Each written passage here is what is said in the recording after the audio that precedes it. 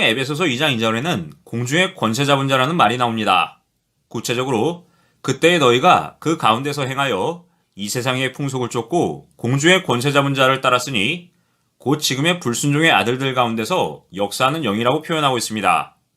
여기서 공중의 권세 잡은 자는 바로 불순종의 아들 가운데 역사하는 영입니다.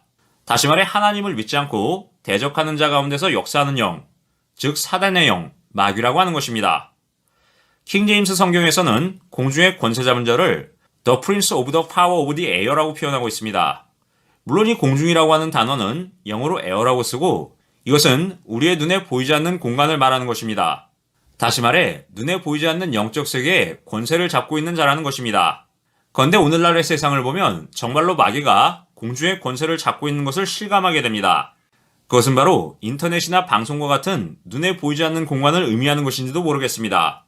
그래서 우리는 방송을 공중파라고 부르기도 합니다. 이런 문제와 관련해서 최근 정윤영 목사는 공중의 권세, 가짜 방송과 미디어라는 제목의 칼럼을 통해 다음과 같이 경고했습니다. 주요 내용을 함께 보도록 하겠습니다. 오늘날의 방송과 인터넷 미디어를 보게 되면 마귀가 장악하고 있다는 것을 실감하게 됩니다. 이미 한국의 경우도 그리고 미국의 경우도 방송과 언론의 대부분을 좌파 또는 글로벌 세력들이 다 장악하고 있습니다. 그렇기 때문에 공정한 방송과 언론은 찾아보기 힘든 상태입니다. 악한 마귀의 종들이 오래전부터 사람들을 세뇌시키기 위해 계획한 것이 바로 방송과 미디어를 장악하는 것이었습니다. 방송과 미디어를 이용해서 사람들을 오락과 스포츠에 빠지게 만들고 드라마나 영화에 빠지게 하고 그래서 사람을 바보로 만들게 하는 것입니다. 뿐만 아니라 방송과 미디어를 이용한 언론을 자신들의 정치적인 목적으로 사용하고 있습니다. 현재 미국의 90% 이상의 주류 방송은 모두 글로벌리즘을 추구하는 사회주의자들 그리고 좌파들이 소유하고 있습니다. 한국의 90% 이상의 주류 방송 언론들은 좌파라고 보면 됩니다. 어쩌다 이렇게 된 것일까요? 그것은 방송과 미디어를 장악해서 사람들을 세뇌시키면 자기네들의 어젠다를 받아들이게 될 것이라는 것을 알았기 때문입니다. 대한민국의 경우 좌파 정부가 들어선 1998년부터 방송 장악이 시작되었고 이어진 좌파 정부 10년 동안 방송은 거의 좌경화되었다고 볼 수 있습니다. 그러나 이 모든 것들의 배후에는 더 큰 손들이 있습니다.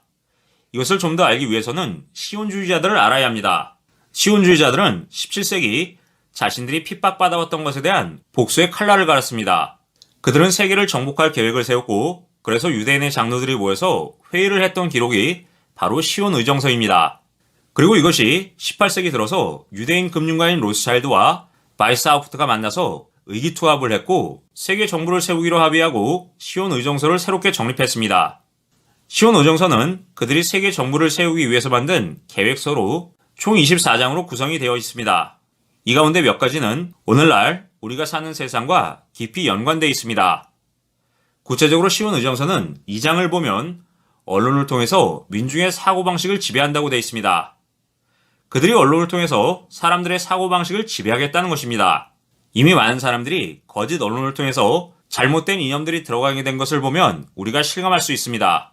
시온 의정서 5장에서는 흥행사업으로 대중의 의식구조를 지배하고 취미생활에 몰두시키라고 기록되어 있습니다. 현대사회의 많은 사람들이 영화와 연극 등에 빠져 살아가고 있습니다. 물론 순수하고 건전한 영화도 있지만 때로는 이런 드라마나 영화를 통해서 그들이 자신들의 어젠다를 주입시키고 사람들의 의식구조를 바꾸려고 하는 의도가 있다는 것을 알아야 합니다. 시온 의정서 제13장에서는 대중을 스포츠와 연애 그리고 오락에 심취하게 만들어서 사고 능력을 상실하게 만들려고 되어 있습니다.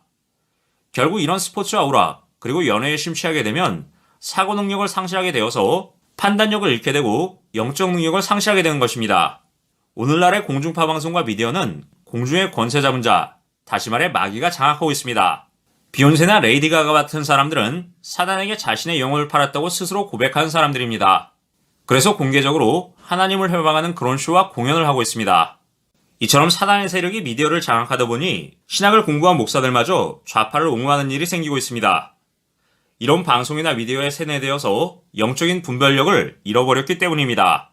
TV나 방송을 자주 접하는 사람들은 그들의 방식으로 세뇌가 될 수밖에 없습니다. 이와 함께 사고 능력을 상실하고 영적 분별력을 잃어버리고 바보가 되는 것입니다. 그래서 TV를 바보상자라고 부르는 것입니다. 세월호와 탄핵도 언론과 방송에 의해서 확대되고 과장되고 정치적으로 이용됐습니다. 이것이 가능했던 것은 국민들이 잘 속아 넘어가 주니까 가능했던 것입니다.